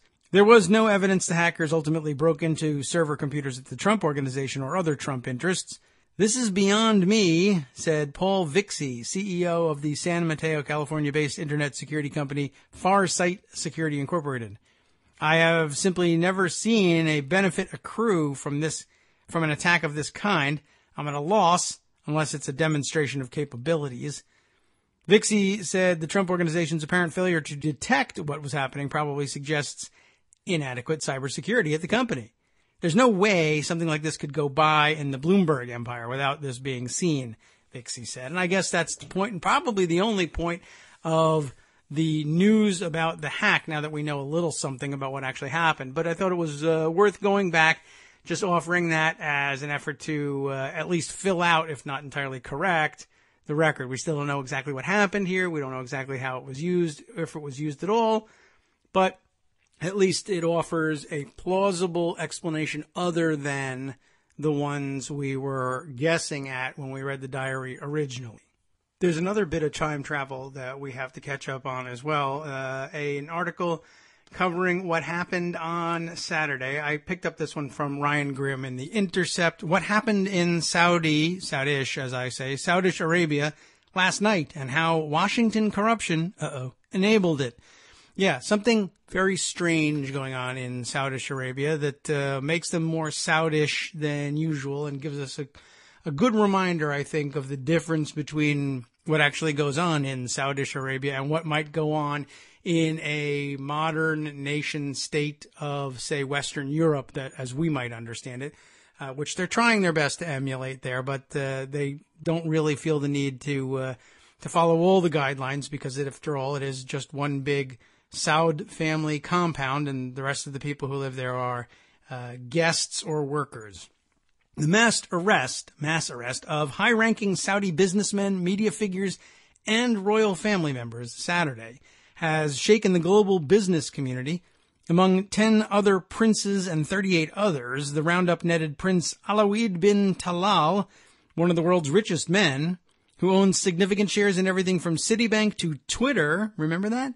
Yeah, I remember talking about that one. To the parent company of Fox News. Yeah. Prince Alawid, or Al-Walid, I'm sorry. I don't know why I say Alawid. It's just English bias. Is that something else, by the way? Have we had that happen to us before? Prince Al-Walid, easy enough if you practice it, has done business with President Donald Trump in the past, but during the campaign turned into a fiery critic, drawing Trump's Twitter ire. Yeah, that did happen, didn't it? Here's a embedded Donald Trump tweet from December 11th, 2015. Dopey Prince Al-Walid _ Talal. He tweets that way. At Al-Walid _ Talal wants to control our U.S. politicians with daddy's money, ironically enough. Can't do it when I get elected. Hashtag Trump 2016. The move against Al-Walid and other officials was couched as the result of a secret investigation carried out by a, quote, High Committee on Fighting Corruption, unquote. Minister of Education Dr. Ahmed bin Mohammed Al-Issa, wow, ISSA, that's interesting enough, hailed the royal decree, according to the Saudi press agency, saying this committee heralds a future of firmness against those who are trying to undermine the capabilities of the homeland, unquote. Whatever the official explanation, it is being read around the world as a power grab by the kingdom's rising crown prince. The sweeping campaign of arrests appears to be the latest move to consolidate the power of Crown Prince Mohammed bin Salman, the favorite son and top advisor of King Salman, as the New York Times put it. The king had decreed the creation of a powerful new anti-corruption committee headed by the Crown Prince, usually a good bet at fighting corruption in a family-owned estate, but okay, only hours before the committee ordered the arrests, so they are fast-moving, aren't they? The men are being held, as The Intercept reported, in the Ritz-Carlton Riyadh. There is no jail for royals, a Saudi source noted, and a good point at that. The move marks a moment of reckoning for Washington's foreign policy establishment, which struck a bargain of sorts with the Crown Prince Mohammed bin Salman, known as MBS, and Youssef Al-Otaiba, the United Arab Emirates ambassador to the U.S., who has been MBS's leading advocate in Washington. The unspoken arrangement was clear. The UAE and Saudi Arabia would pump millions into Washington's political ecosystem while mouthing a belief in, quote, reform, and Washington would pretend to believe that they meant it. MBS has won praise for some policies, like an openness to reconsidering Saudi Arabia's ban on women drivers. Meanwhile, however, the 32-year-old MBS has been pursuing a dangerously impulsive and aggressive regional policy, which has included a heightening of tensions with Iran, a catastrophic war on Yemen, and a blockade of ostensible ally Qatar. We should note, by the way, that also late on Saturday came news that the Yemeni rebels had launched a missile attack against the international airport in Riyadh, but presumably from Yemeni territory, and that the missile was intercepted, shot down. Not much more explanation about that one was available last night. We'll see if we can pick up some additional information to discuss about that this week. But continuing with Ryan Grimm's piece in The Intercept about the arrests, those regional policies have been disasters for the millions who have suffered the consequences, including the starving people of Yemen, as well as for Saudi Arabia. But MBS has dug in harder and harder, and his supporters in Washington have not blinked. I don't like this idea of just abbreviating MBS. I'd like to see if I can't remember the guy's name. Mohammed bin Salman, the Crown Prince Mohammed bin Salman. I think I don't know if I'm going to be able to just substitute that on the fly, but I'll remind everybody, like you, like me, rather, you probably want to try and actually know the guy's name rather than just MBS. Okay. Anyway, where were we with this? Yes, supporters in Washington haven't blinked. The platitudes about reform were also challenged by recent mass arrests of religious figures and repression of anything that has remotely approached less than full support of MBS. The latest purge comes just days after White House advisor Jared Kushner, a close ally of Otaiba, visited Riyadh, and just hours after a bizarre, even for Trump, tweet. That is a bizarre tweet that they're talking about here, but I wanted to highlight the idea of, remember, did we discuss it at all? I know I remember seeing some tweets the other day about Jared Kushner making a secret trip to Saudi Arabia, and I thought that was awfully weird, and I wonder, as many people probably do, whether this had anything to do with it. Anyway, the weird even for Trump tweet was this one from November 4th. That was Saturday, of course. On his way to, in progress with his Asia trip already, would very much appreciate Saudi Arabia doing their IPO of Aramco with the New York Stock Exchange, important to the United States. Why he thinks so, I'm not entirely certain, but apparently he does think so. And that was his only comment about the happenings in Saudi Arabia to that point, and that was sort of disturbing. Anyway, whatever legitimate debate there was about MBS ended Saturday. His drive to consolidate power is now too obvious to ignore. And that puts denizens of Washington's think tank world in a difficult spot, as they have come to rely heavily on the Saudi and UAE end of the bargain. As The Intercept reported earlier, one think tank alone, the Middle East Institute, got a massive $20 million commitment from the UAE. And make no mistake, MBS is a project of the UAE, an odd turn of events given the relative sizes of the two countries. Our relationship with them is based on strategic depth, shared interests, and most importantly, the hope that we could influence them, not the other way around, Otaiba has said privately. That is to say, the hope that UAE could influence Saudi Arabia. Interesting, true. The size would make you think otherwise, but I guess that has nothing to do with anything in that part of the world.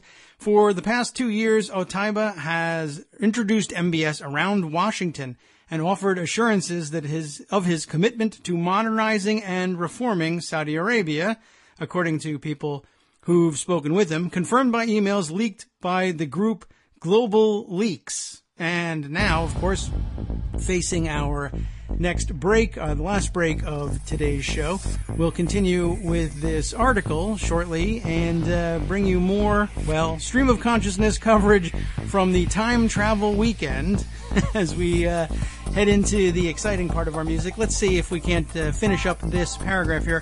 When confronted with damning headlines, Otaiba tends to acknowledge the reform project is a work in progress, but insists that it is progress nonetheless, and in MBS resides the best chance of the region. We'll be back after this next break.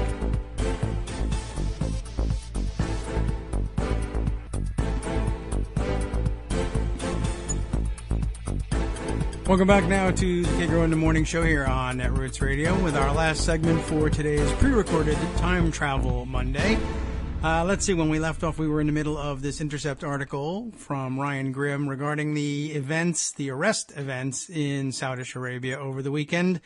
And we were just learning that the Crown Prince, whose name, I have to remind myself of because of this, I think, horrible practice of abbreviating his name as just MBS, has already confused me. Now, I think I've said it enough times that now I'm fairly certain I'll never remember his name. Crown Prince Mohammed bin Salman is referred to in this piece as MBS, and we found that I guess he's been a personal pet project of the United Arab Emirates, sort of what you might think of as backwards for the region if you just go by what you would, the visual impression that the Saudish Peninsula would give you. You'd think that Saudi Arabia would dominate politics there, but most of that is empty space, and I don't know why as politically savvy American politics watchers, we should be aware of that. Look at the red and blue maps that we are handed all the time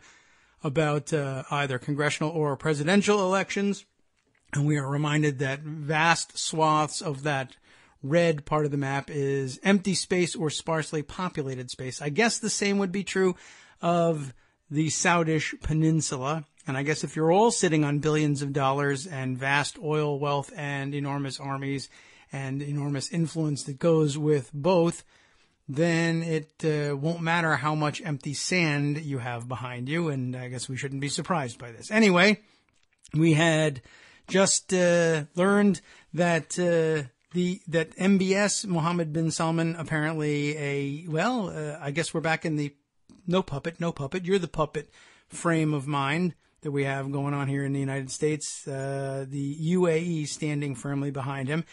It says here that the UAE folks push MBS this way. I don't think we'll ever see a more pragmatic leader in that country, which is why engaging with them is so important and will yield the most results we can ever get out of Saudi. Otaiba said in one representative note, I think MBS is far more pragmatic than what we hear is Saudi public positions. In an email to Washington Post columnist David Ignatius, Otaiba laid out his thinking clearly while thanking him for a column. Thank you for taking the time to go out there and meet with MBS. As someone who knows the region well, it looks from how you wrote this piece, there we are, that you are beginning to see what we've been saying for the last 2 years. Change! Exclamation point. Change in attitude, change in style, change in approach. I think we would all agree these changes in Saudi are much needed. It's very interesting the way he refers to it that way. I wonder if I'm missing some nuance of language or whether he's hinting that we're right to call it Saudish. He doesn't capitalize it either. I think we would all agree these changes in Saudi are much needed. So I'm relieved to find you saw what we've been seeing and frequently trying to convey. Your voice and your credibility will be a huge factor in getting reasonable folks to understand and believe in what's happening. Our job now is to do everything possible to ensure MBS succeeds. In an unusual move, Saudi Arabia, they say Saudi Arabia. Saudi Arabia even recently hired the UAE's longtime public relations firm, the Harbour Group, run by Otaiba friend Richard Mintz. Richard Clark, most well known for his public apology to 9/11 victims for the intelligence failure, was brutal in his criticism of Saudi Arabia in the wake of the attack. And Otaiba friend, he is now chairman of the MEI's board and personally lobbied Saudi Arabia for funding, walking out of the Saudi embassy with a $500,000 check. Michael Petruzzello, the longtime Washington hand for Saudi Arabia, is also on the MEI board. Was that Middle East Institute, I believe, was what MEI was for? No more of these abbreviations. You can fill space with the full name of these places, Ryan. It's okay. I give you permission. I'm not your editor, but you should take my advice. Gulf countries that are family-run dynasties, just a tip of the hat to the English pronunciation there, tend to produce the same kind of family rivalries seen all over the world. In Abu Dhabi, Crown Prince Mohammed bin Zayed, Otaiba's mentor and boss, who is known as MBZ. Is he really? Or is this just you doing this again, Ryan? Or I guess Ryan's copying the habits of others here. Okay, well, Mohammed bin Zayed, Otaiba's mentor, has long detested Mohammed bin Nayef, who is not referred to here as MBN, by the way, who was in line for the Saudi throne. By the way, I'm waiting for an MBA to emerge from the Saudi royal line. Okay, so let's see. MBZ has long detested Mohammed bin Nayef, who was in line for the Saudi throne, going so far as to publicly call him a monkey. Okay. MBZ and Otaiba saw MBS as the way to derail MBN. He says bin Nayef, but I think this is so entertaining now. I'm going to continue with this. And exert control over the larger country by elevating the junior prince. The campaign worked and was largely cheered in Washington. Scholars at the think tanks that are backed with Saudi and UAE money say they pride themselves on their ability to speak and write freely and bristle at any suggestion that the funding corrupts the intellectual product. That claim has always been dubious, but the next few days will put it to the test in a way that has never been tested before. Okay, that's sort of an awkward ending sentence. That claim has always been dubious. I get it. I get the idea. But the next few days will put it to the test in a way it has never been tested before. That seems like it could have used some editing. But okay, a good piece otherwise, and a good warning that we need to keep an eye on what's happening in Saudi Arabia and what's going on with which crown prince is taking over there. I did learn a tidbit over the weekend, not from this article, but from other related outside activities. Did you know this one? In the Ottoman Empire, I mean, like back in the day of the Ottoman Empire, when a favored prince rose to become sultan, padishah, I guess they would say, inside the Ottoman Empire, they avoided these sorts of rivalries between potential heirs and pretenders to the throne, as we might call them in Western monarchies, by killing them all. Did you know that? When somebody rose to become sultan, padishah, because I learned also along the way that everybody was a sultan there. It was sort of an honorific title, and anybody who was a member of the royal family was a sultan. But the padishah, being the one we think of as the sultan of the Ottoman Empire, he would kill all of his brothers. And it was understood. It was, well, everybody knew. And it would all, sometimes dozens of them would be ritually murdered, essentially, on the same day. They all wiped out all at once so that there were no other claimants to the throne. I guess that ties it up neatly. But, you know, I don't know if it was worth the price. They didn't stick around very long, that's for sure. I don't know whether this method is going to work any better either. But so far we haven't had to witness that. But now it's just sweeping arrests instead. Maybe they're hearkening back to an earlier day of the way some of these dynasties took care of business after someone else ascended to the throne. Okay, just a warning sign out there. I don't want to panic anybody. Any of you who are listening to the show who are Saudi princes, I think you're going to be okay, but I wouldn't go home for a while. So one of the curious results of our weird time travel taped show today is that only now, late breaking in the show, as I prepared for you for Monday, do I get the news of the latest mass shooting in Texas. And so I didn't get a chance to declare at the outset of today's show that we're in somber mode once again, just a month after the last mass shooting. 26, I've seen as many as 27 reported. We'll see how this one works out. 26 people killed at the shooting at Sutherland Springs Church. And an entire new category of mass shootings has been invented, by the way. I saw on the evening news broadcasts that this was the most people ever shot in a mass shooting inside a house of worship. There's a whole new category out there. At this point, there's likely nothing I can tell you that you haven't already heard, or you will not, by the time you have heard this, have already heard. The information will likely develop overnight and in the morning, and we will revisit this, no doubt, on Tuesday and for the rest of the week. Of course, I will note for the record that public officials in Texas, of course, came out with the same platitudes as they always do. Of course, thoughts and prayers, etc. Of course, and President Trump tweeted his thoughts and prayers from Japan, where he says he's monitoring the situation. Once again, though, no declaration that this is terrorism. It's just one of those things white guys do from time to time when they get hold of assault rifles. And lots of, I don't know, recriminations everywhere. We'll straighten this out and discuss it some more, I'm sure, during the week. But the Texas officials insisting that they were glad that at least in Texas people have the opportunity to carry concealed weapons with them so that they could intervene in such a situation. Of course, he killed half the congregation and apparently left the scene and was chased down only much later. This much we know. Apparently he's dead. Some dispute as to how he got himself dead, whether he shot himself or was shot by police or was confronted, as some people were claiming, by an armed neighbor. I know they're trying anything they can to cling to the fiction that armed citizens are going to stop one of these things one day, but it hasn't happened yet. No luck with that. And I'd have to observe at this point that the easier we make it for good guys with a gun to get a gun, the more frequent and deadly our mass shootings appear to be happening. I did see some people pointing out that 2 of the 4 deadliest mass shootings in American history have been in the last 35 days, counting Las Vegas and now Sutherland Springs.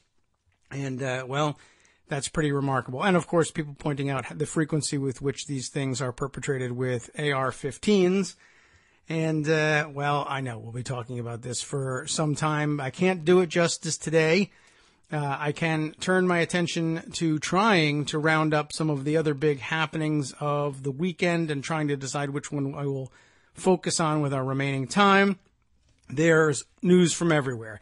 There is the leak of what they're calling the Paradise Papers, the big news of which so far is to demonstrate that Commerce Secretary Wilbur Ross apparently also perjured himself or hid material information during his confirmation process, hiding business ties with Putin cronies. Of course, it was going to be Putin. Who else could it possibly be? Although I will say at this point, it's probably worth noting that Putin just has business ties with all the unsavory people everywhere. If you're hiding money somewhere, chances are Putin or one of his family members is hiding money there too. That's just what Putin does. Other information that has come to light, let's see, there's some Kremlin cash behind billionaires' Twitter and Facebook investments. That news reported by the New York Times. We'll discuss that later in the week as well. We're talking this time, which Russian billionaire are we talking about? Yuri Milner this time, and I guess Yuri Milner's got some connections in the administration as well, and a shining star of Silicon Valley, and it turns out that some of the billions of dollars that he had available as risk capital apparently came pretty much straight from the Kremlin or Kremlin-controlled entities. We'll discuss some of that and enter his name in the rogues gallery and see if we need to track his movements over time. I believe we've called his name once or twice before, but it's time to start connecting more dots. We got to catch up with that. Next piece of news, also coming via NBC News, apparently Special Counsel Robert Mueller, headline says anyway, has enough evidence to bring charges in Flynn investigation.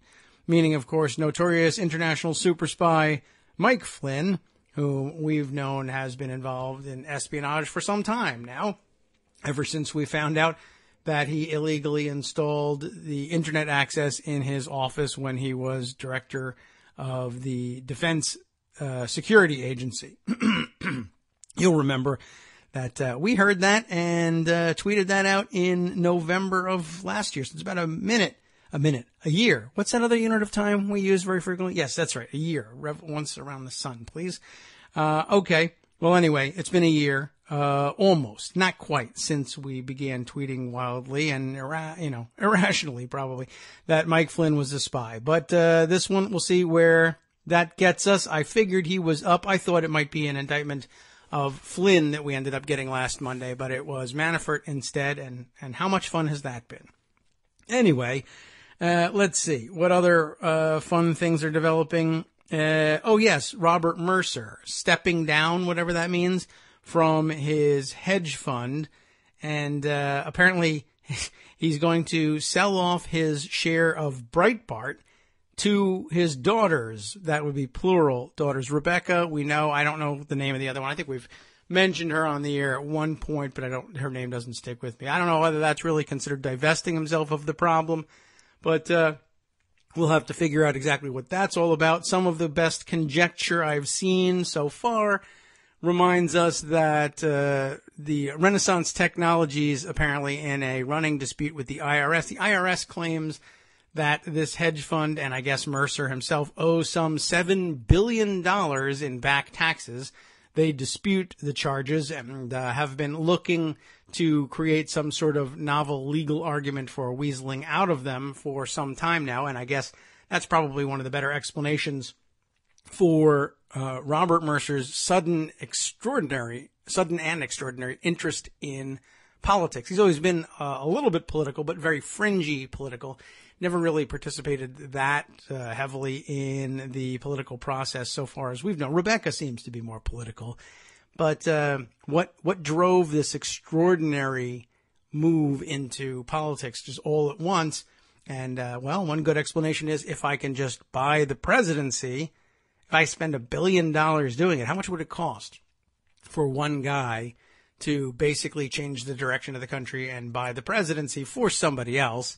If it's $1 billion, if I'm on the hook for 7 and I elect a guy who'll let me off the hook, then at least I get to hold on to the other 6. So it's a pretty good investment. As that goes, we'll see whether that turns into anything.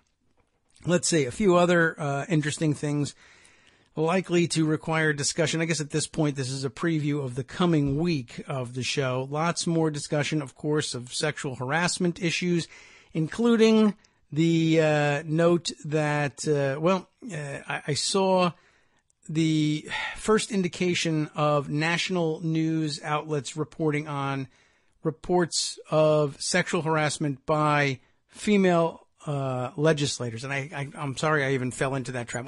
People need to begin very clearly saying women legislators. I think the female thing comes from like cop talk, and then it got popularized as part of our national cultural slang, and I don't know, I find it very weird and awkward. But at any rate, women legislators now reporting that they have been sexually harassed by colleagues in the House of Representatives and among senators as well, though there are far fewer women senators than members of the House. But the week before, stories started to bubble up of sexual harassment in the state legislatures. And I guess part of the conceit of national reporters is that I did see this thing being tweeted around with a story of, big if true, although they did, tastefully leave off the if true, but that this story was big now that it had reached, the national big leagues. But I assume politely enough that they thought that the stories of being sexually harassed in the state legislature was big enough too. We'll catch up with who's making accusations of what and perhaps against whom later in the week as well. So, there's a lot of things to do here. We also, I guess, while we're on the gun topic, might decide to discuss further the response to the Walmart shooting of last week, which was thankfully doesn't qualify as a mass shooting, as only 3 people were shot. And I believe most definitions go with 4 or more people being shot. So this is somebody who knew the legal limit, and they just shot the limit like the hunter and turned around and walked out.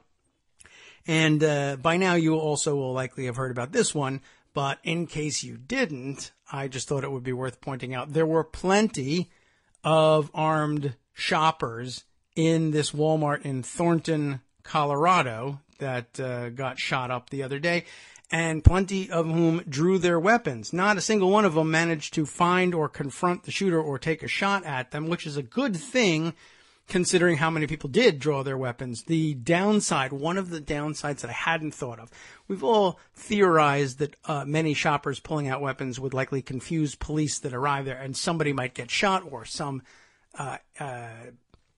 shopper or civilian might pull a weapon, see another civilian that's pulled a weapon and shoot them accidentally. Thankfully, that didn't happen. However, we did learn that it took police over 5 hours of looking through the surveillance video from the store just to figure out which of the many people running around the stores with guns drawn was actually doing the shooting. I'm reminding you now that the shooter in the Walmart walked out. He left. He fled the scene. He got in his car and he drove away. I don't know whether anybody saw him. I don't know whether it's entirely possible that somebody saw him with a gun and he said, "There's a crazy guy in there shooting and I have my own gun." I don't know. I don't know exactly how it happened, but I do know 5+ hours reviewing, and every time they'd see somebody run by a camera with a gun, they'd have to trace their movements all through the store.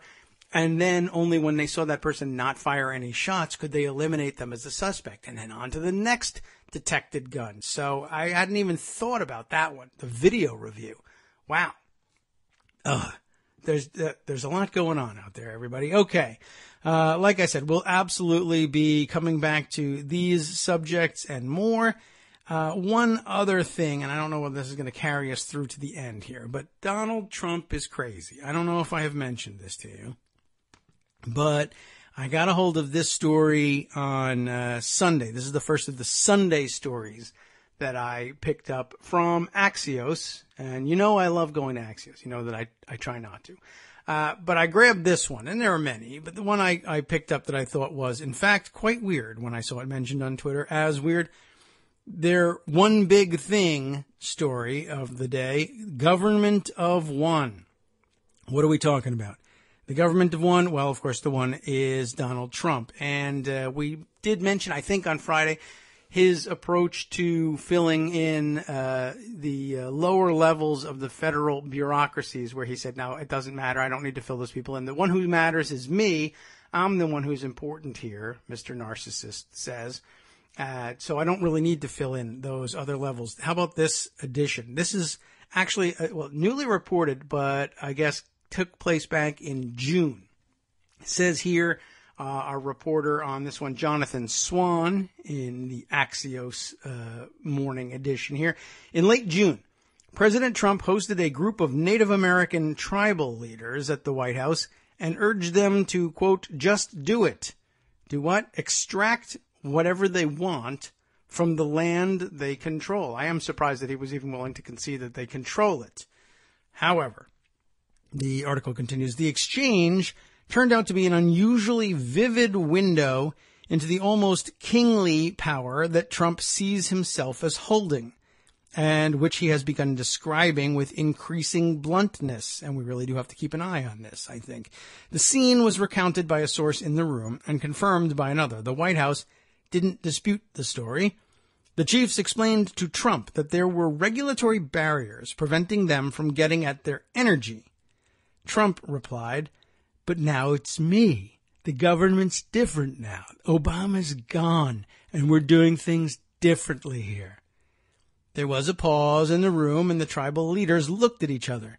Chief, Trump continued, addressing one of the tribal leaders, "what are they going to do? Once you got it out of the ground, are they going to make you put it back in there? I mean, once it's out of the ground, it can't go back in there. You've just got to do it. I'm telling you, Chief, you've just got to do it." Can you believe this guy? The tribal leader looked back at one of the White House officials in the room, perhaps somebody from the White House counsel's office, and he said, "Can we just do that?" The official equivocated, saying the administration is making progress and has a plan to roll back various regulations. Trump interjected again. "Guys, I feel like you're not hearing me right now. We've just got to do it. I feel like we've got no other choice. Other countries are just doing it. China is not asking questions about all this stuff. They're just doing it. And guys, we've just got to do it." A second source in the room now objects vehemently to the suggestion that Trump was asking the chiefs to just start drilling and break federal law. The source says it was unremarkable. It was Trump speak, and that what he meant by "just do it" was he was pushing for removing burdensome regulations from the Obama era. The same source added the context that at the time, Trump was getting briefed on all manner of regulations impeding his top priorities, including energy production and infrastructure development. This might seem, the article continues, like an extraordinary account for a U.S. president, but it's increasingly the norm. Trump sees himself above the traditions, limits, and laws of the presidency, even when he's not, as in this case, and this trend is intensifying the longer he's in office. This past week, he claimed sole credit for soaring stock prices. This past week, he publicly moaned about limits on his ability to direct the FBI and Justice Department, and then went on to bully the department for not investigating crooked Hillary and the Dems, as he puts it. This past week, he told Fox's Laura Ingraham, "I'm the only one that matters." Remember that? That's what I was just talking about. When it comes to State Department policy and personnel. Pretty amazing, really. This impatient and improvisational billionaire, the article concludes, who spent a lifetime cutting deals, grabbing what he wanted, and steamrolling anybody, I guess steamrolling is what it says, anybody, that's probably the better term for it, in his path as the boss of his own company, has no interest in adapting to the ways of Washington. It wasn't just campaign rhetoric. Trump still really believes, even after the humiliating failure to repeal Obamacare, that he can bend this city to his will. His clashes with Congress will likely worsen in the months ahead as some of the most challenging legislative items wend their way through the dysfunctional Capitol. He'll take every opportunity to rail against institutionalists like Mitch McConnell, and he'll try to blow up laws, norms, and rules GOP leaders consider sacred, if there is such a thing, I would add, like the legislative filibuster. Expect to see Trump issue more executive orders as his frustrations boil over, and expect more intense shocks to the parts of the governmental system you've never had to think about. I think that's probably pretty good advice. I think it's almost certainly true. And, well, we're going to have our eyes on all of these things and more as we roll into the balance of the week. I am, an unavoidable issue, I guess, in pre-taping the show. I hope, in hindsight, that the beginning of the show doesn't come off as too light and jovial. I imagine it probably will, but hopefully you can forgive me now that I have explained to you that, yeah, we didn't really have the benefit of the knowledge of the story coming out of Texas until late in the production of the show. I suppose you could all forgive me that. And, where else would you rather be to discuss this thing? I mean, this is a difficult enough topic, but, man, we've been on this gun thing for a long, long time, and I guess we can speak to it with a almost special expertise at this point, but we'll be following up on that, following up more on the Saudi Arabia story, as well as also late Sunday evening there was the development of a helicopter crash, what was being reported as a helicopter crash that killed one of the princes of Saudi Arabia, at least one, along with a number of other government officials, which I think was rather suspiciously reported to have taken place in southwestern Saudi Arabia around the Yemen border, keeping in mind that they just, of course, launched a missile from Yemeni territory all the way to Riyadh. I have my suspicions about do we need to entertain the possibility that this was a shoot down or what? I don't know if anybody is ready to admit to that possibility or what, and whether that kind of information is going to make it out of Saudi Arabia ever again. But we got our eyes on a number of things. They're also active these days in some serious developments in Lebanon. And I'm straying out of my comfort zone with these guys. But we'll have an eye on that and all those other stories for the rest of the week. From Daily Kos Radio on networksradio.com. You have been listening to the Kagro in the Morning Show with David Waldman. Thanks once again for listening and wading through this mishmash that we put together over the weekend. I didn't want to leave you hanging, but man, there's really just no predicting what's going to happen from Friday to Monday, but we'll be back to try and clean it all up. Stay tuned now for the rest of the fantastic programming day here on Netroots Radio.